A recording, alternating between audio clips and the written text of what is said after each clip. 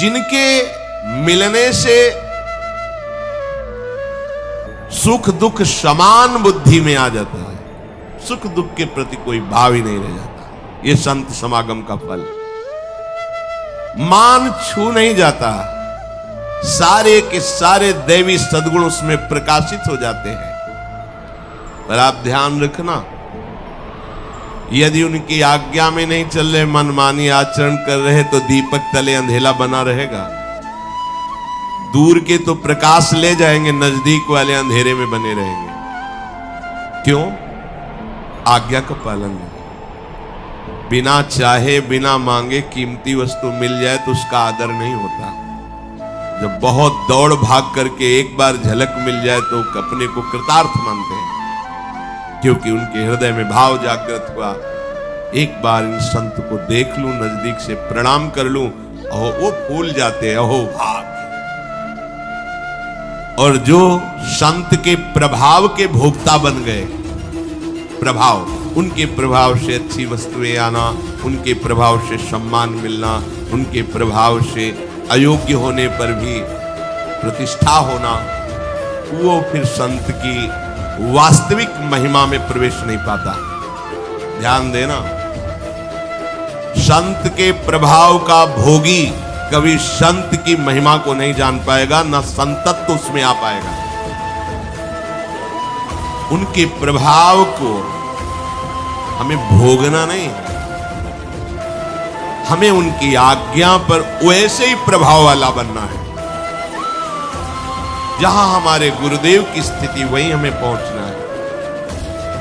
भगवान और भगवान का वैभव दो हिस्से हो गए। ये संसार भगवान का मायाकृत वैभव है। भगवान का भक्त सिर्फ भगवान को चाहता है, उनके वैभव को नहीं। जो उनके वैभव को चाहता है उसमें भगवान की चाह करने की योग्यता ही नहीं रह जाती। ऐसे ही गुरुदेव और गुरुदेव का वैभव, जो गुरुदेव को चाहता है वैभव उसके पीछे डोलता है, और जो गुरुदेव के वैभव को चाहता है वो गुरुदेव की चाह ही नहीं कर पाएगा, वो गुरुदेव को समझ ही नहीं पाएगा। इसलिए जो संत महात्माओं की आज्ञा के अनुसार उनके हृदय की स्थिति प्राप्त करने पर अपना जीवन कृतार्थ समझते हैं, वही वास्तविक संत का लाभ ले ले। नहीं तो उनके प्रभाव से देखा गया है, महापुरुषों के प्रभाव से दुनिया का वैभव उनके चरणों में लुटता है। वो वैभव भोगी जान ही नहीं पाते कि हम किन के पास हैं, हमें क्या लेना था इनसे, क्या लेके रह गए। जो संत समागम, दुख सुख में समान बुद्धि, मान रहित होकर दैवी संपदा को धारण करने की योग्यता और परमात्म तत्व का बोध करा देते हैं, जिससे मद मोह लोभ शोक क्रोध आदि ये सहज में नष्ट हो जाते हैं।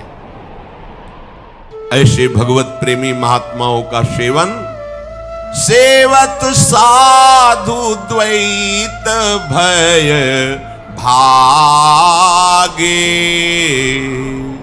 श्री रघुबीर चरण लय लागे, देह जनित विकार सब त्यागे, आहा तब फिर निज स्वरूप अनुराग,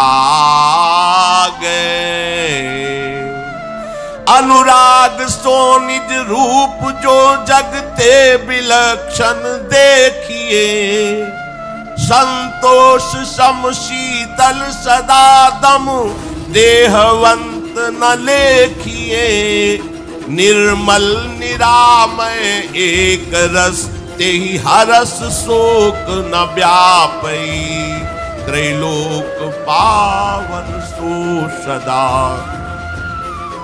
जाकी दशा ऐसी भई।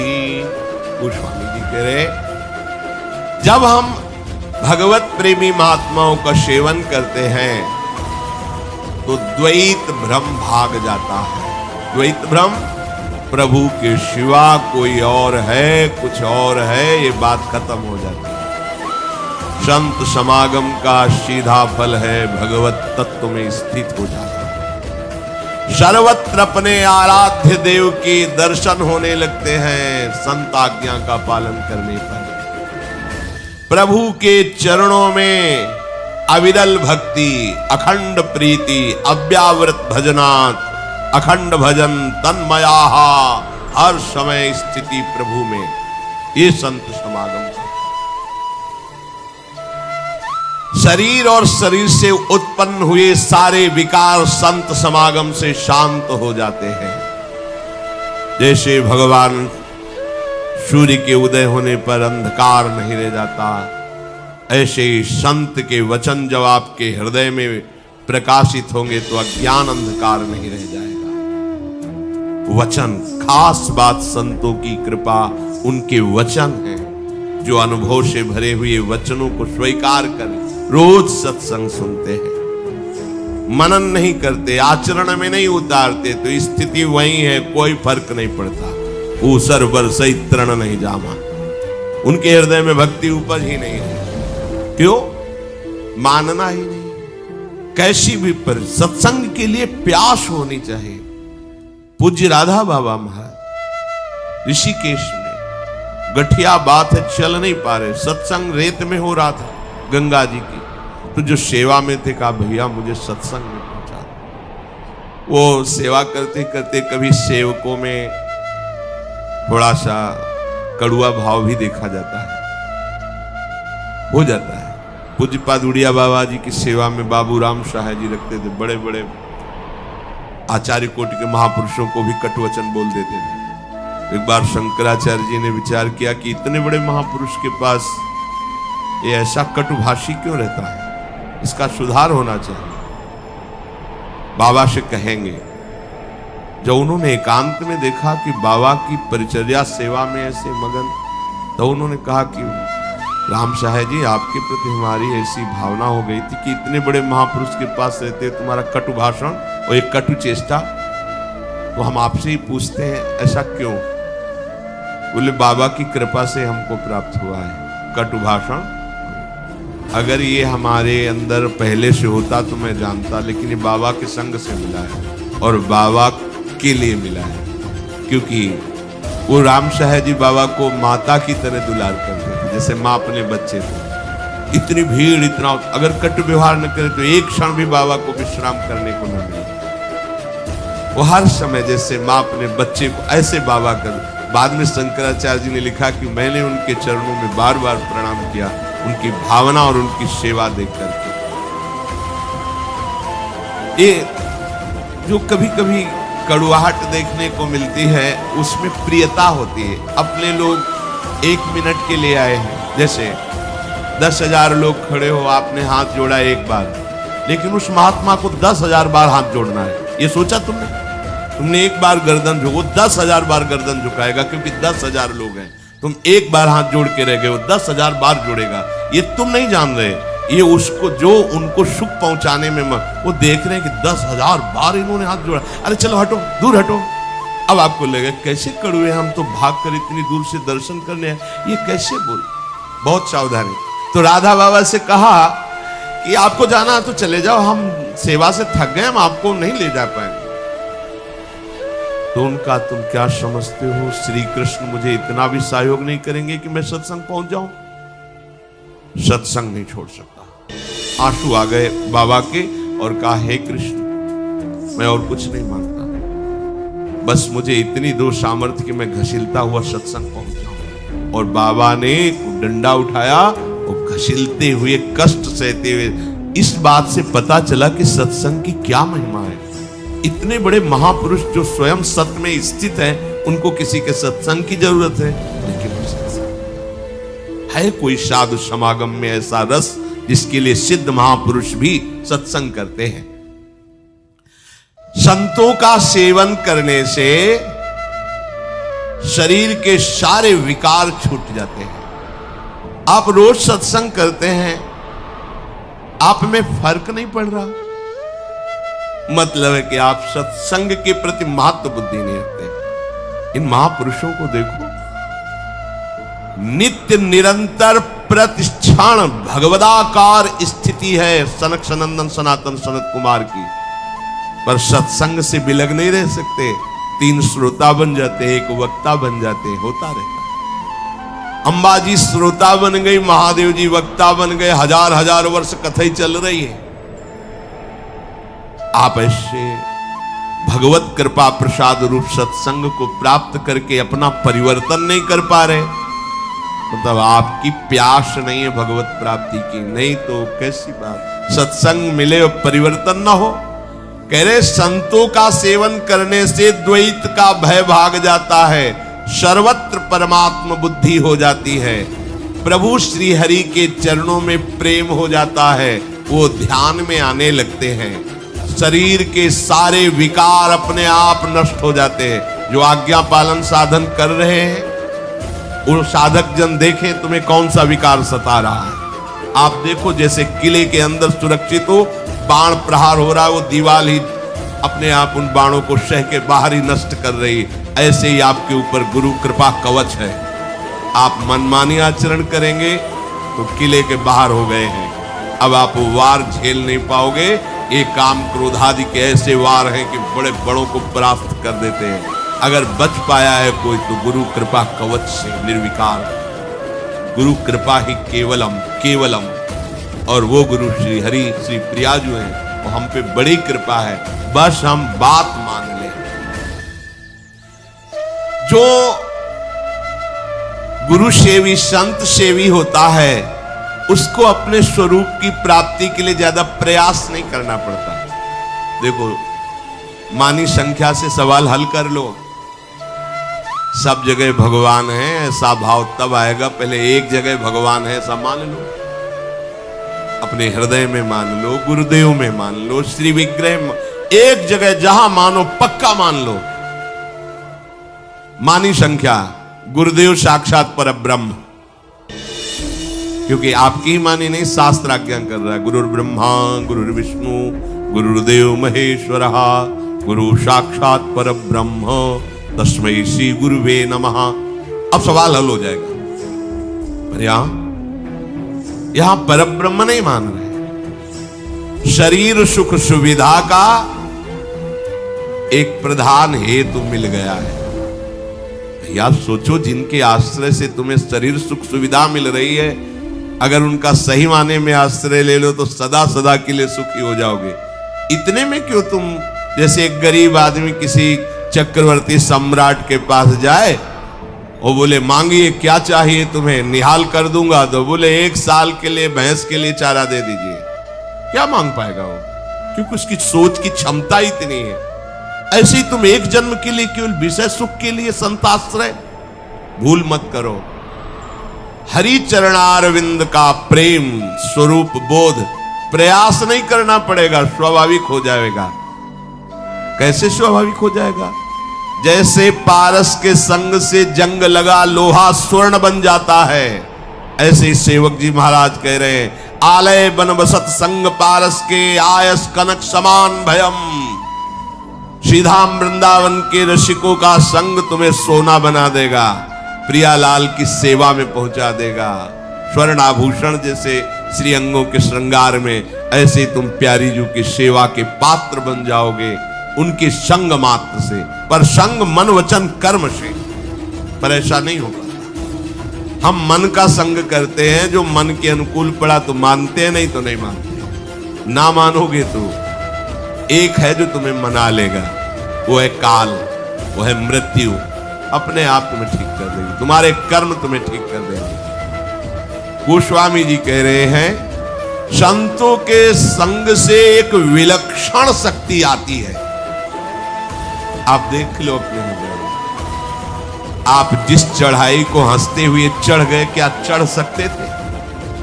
सब बैठ के देख लो, अगर कहीं कुछ ऊंचाई पर चढ़े हो तो उसके पीछे कहीं संत कृपा है, देख लेना। कहीं भी जुड़े हो, कहीं विश्व ब्रह्मांड में, किसी भी संप्रदाय में, किसी भी परमार्थ के मार्ग में, जब आप लौट कर देखोगे तो किसी महापुरुष का हाथ आपको ऊपर चढ़ाता चला जा रहा है। बिना संत कृपा के कोई परमार्थ पर चढ़ ही नहीं पाया आज तक। मति कीरति गति भूति भलाई, जब जे जतन जहां जे पाई, सो जानो सतसंग प्रभाव, लोकहु वेद न आनो पाओ। ये हर्ष शोक आदि उसको व्यापते ही नहीं जो साधु समागम करता है। यही स्थिति उसे तीनों लोकों को पावन करने वाली बन जाती है। तो गोस्वामी जी कह रहे, जो तेहि पंथ चले मन लाई, तो हरि काहे न होहि सहाई। जो मार्ग श्रुति साधु दिखावे, तेहि पथ चलत सबे सुख पावे। पावे सदा सुख हरि कृपा, संसार आशा तजी रहे। सपने हूं नहीं सुख द्वैत दर्शन, बात कोटिक को कहे। तुझ देव गुरु हरि संत बिनु, आहा ध्यान दीजिए, तुझ देव गुरु हरि संत बिनु, संसार पार न पाइए। यह जानि तुलसीदास, त्रास हरन रमापति गाइए। गोस्वामी जी कहते हैं, ये जो हरि भक्ति का मार्ग आपको मिला, जो सत्संग मिला, साधु समागम मिला, मन को मार करके इस मार्ग में चलो। इस मार्ग में मनमानी नहीं चला जाता, मन को मारा जाता है। जो मन को मार के चलता है तो भगवान उसकी सहायता के लिए हर समय साथ रहते हैं। हर पग पग पर अनुभव होता है कि भगवान कितनी कृपा करते हैं। जो वेद मार्ग, गुरु मार्ग, संत मार्ग एक ही शब्द के पर्यायवाची है। चाहे वेद मार्ग कहो तो वही संतों के हृदय में अनुभव में आया है, वही गुरुदेव के हृदय में आया है। चाहे गुरु मार्ग कहो तो वो वेदों में लिखा है, वही संत जन पालन कर रहे हैं। चाहे संत मार्ग कहो तो वही गुरु के हृदय की बात है, वही वेदों की बात है। तीनों प्रमाण एक ही मिलने चाहिए। संतवाणी, गुरुवाणी और भगवद वाणी तीनों एक ही होनी चाहिए, तभी माना जाएगा आपको सत्य वस्तु का साक्षात्कार हुआ है। अगर शास्त्र प्रमाणित वाणी नहीं है, गुरुवाणी से मिलती नहीं है, संतों की वाणी से मिलती नहीं, तो तुम्हारी मनगढ़ंत है, उसे नहीं माना जाएगा। तस्मात् शास्त्रम प्रमाणम, तुम्हें जो अनुभूति हुई है वो शास्त्र से युक्त होनी चाहिए। आज तक कोई ऐसी स्थिति नहीं है जो शास्त्रों में वर्णन नहीं। कोई नई स्थिति भगवान ब्रह्मा जी के द्वारा, सब जितने सिद्धांत है सब उन्हीं के द्वारा।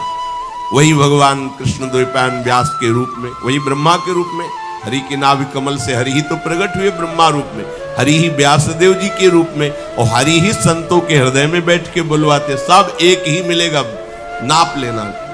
तुम्हारी पहुंच हो तो शास्त्रों में ढूंढ लेना, संत की सरल भाषा भी वेद सूत्रों में लिखी होगी, या वेद सूत्रों की गूढ़ भाषा संत की सरल भाषा से प्रकट हो रही होगी। बस आप निष्ठा पूर्वक पकड़ लें।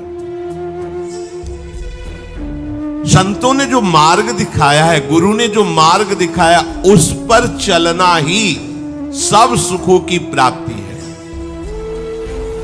पर गुरु मार्ग पर चलना बहुत कठिन होता है, क्योंकि उसमें मन के विरुद्ध चला जाता है। मन मानी चलना बहुत अच्छा लगता है। इसलिए सेवक जी महाराज करें, गुरु सेवा तज करें जिबान, यह है अधर्म यह है सभान, कान नरस कन में रहे।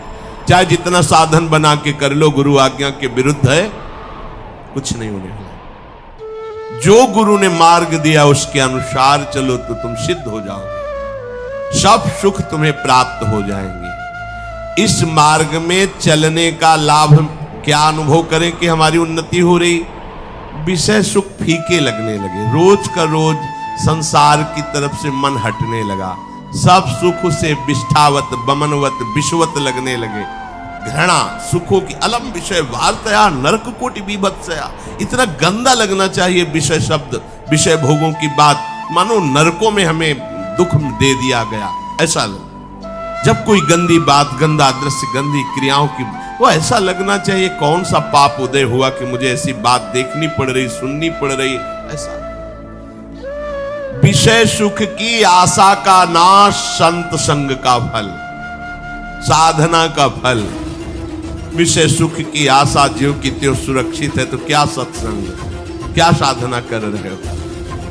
भगवत कृपा का उसके हृदय में जागरण हो जाता है और सिर्फ भगवान नाम रूप लीला धाम के सुख में हृदय निमग्न रहता है, विषय भोगों की चाह नहीं। वैसे तो शास्त्रों में करोड़ों बातें हैं, पर इतनी बात समझ लो, जब तक प्रभु के सिवा कुछ दिखाई दे रहा है तब तक फंसने के पूरे चांस हैं। तो एकमात्र द्वैत सत्ता भगवान ही बस बात बन गई। सच्चा सुख संपूर्ण संसार में एक प्रभु के सिवा कोई नहीं, ये बात जान लेना। ये गुरु की कृपा के बिना नहीं आती बात, संतों की कृपा के बिना ये बात नहीं आती। इस बात के बिना कोई संसार से पार नहीं हो सकता। इसलिए संसार के भय को दूर कराने वाले श्री प्रियालाल का जस गाते हुए, उनका नाम जप करते हुए एक क्षण भी विषय चिंतन ना होने पावे, ऐसा प्रयास करें। संसिद्धिम परमाम गतिम, ऐसे उपासक को ऐसी सिद्धि प्राप्त होती है कि उसे पुनर्जन्म नहीं होता, फिर उसका जन्म इस संसार में नहीं होता। पुनर्जन्म ये दंड है, ये दंड है। फिर किसी शरीर की कैद करा के तुम्हें फिर शीत उष्ण, मान अपमान, दुख सुख, जन्म मरण, ये फिर भोगना पड़ेगा। ये दंड है शरीर मिलना। हाँ, कभी कभी जैसे भगवान कहते हैं कि मैं परित्राणाय साधूनाम विनाशाय च दुष्कृताम धर्म संस्थापनार्थाय संभवाम युगे युगे। तो जब कोई बहुत ऐसी विषम परिस्थिति आती है तब भगवान अवतार लेते हैं, नहीं तो भगवान अपने जनों को भेज देते हैं। वो कर्म बंधन युक्त जन्म नहीं होता, उनको जन्म मरण का दुख नहीं होता, उनको द्वंद्व नहीं व्यापते। वो तो बस लीला बताते हैं और भगवान के आदेश का पालन करके भक्ति का साम्राज्य स्थापित किए, अंतर्ध्यान हो गए। या तीसरी बात, किसी को भी निमित्त बनाकर भगवद आवेश उसमें जागृत हो जाता है और उसका जगत मंगल करके भगवान अंतर्ध्यान हो जाते हैं, लोग पहचान नहीं पाते। 3 प्रकार से भगवान अपने धर्म की स्थापना के लिए अवतरित होते हैं। पहला, स्वयं भगवान के रूप में अवतरित होना। दूसरा, महाभागवत आचार्य भक्तों के रूप में अवतरित होना। तीसरा, किसी भी भक्त को निमित्त बनाकर उसकी वाणी में, उसके हृदय में अपना तेज प्रकाशित करके धर्म की स्थापना करवाना, जगत मंगल करवाना। सामने वालों को व्यक्ति नजर आता है, वहां वो नहीं, केवल शरीर है, अंदर केवल भगवान का शासन चल रहा है, वही बोल रहे, वही सब कर रहे। ऐसे ही कई बार भगवान अवतरित होते रहते हैं अपने भक्तों के हृदय में, चुपचाप अपना कार्य कराकर। फिर बाद में लोगों को लगता, अरे वो तो ऐसे वो तो साक्षात भगवान थे। है पे कोई जो टिका वो मस्त हो गया, फिर नहीं तो थे में टिकने पर बात नहीं बनती। थे तो गए, है पे टिको। वो प्रभु हम पर कृपा करने के लिए ऐसा स्वरूप धारण करके हमें संभाल रहे हैं। कौन? मेरे प्रभु। बस अब फिर क्या दर्शन की आवश्यकता, फिर क्या साधन की आवश्यकता? उनके मुख चंद्र चकोर बन जाओ, उनकी आज्ञा पालन करने के लिए चातक बन जाओ। देखो अभी परमानंद का अनुभव हो जाए, अभी नाच पड़ोगे तो नहीं होता। ये मनमुखी चाल हमारी पुनर्जन्म की व्यवस्था कराने वाली बात है, मत मानो उस मन की बात। भगवान कहते हैं कि उसे मेरी प्राप्ति हो जाती है जो मेरा निरंतर चिंतन करता है।